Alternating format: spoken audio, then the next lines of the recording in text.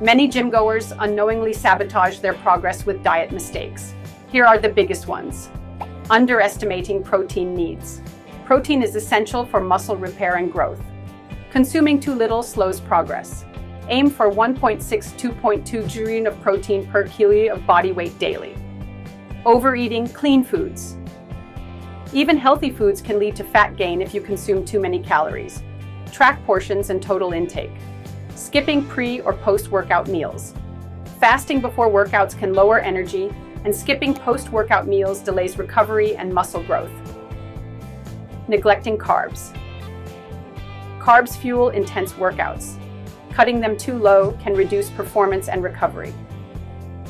Ignoring hydration.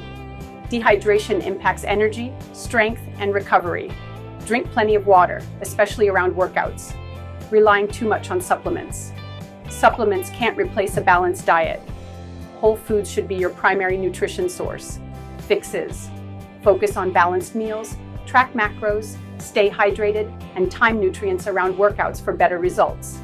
Don't forget to subscribe our channel Imaginate Vision for more informative videos.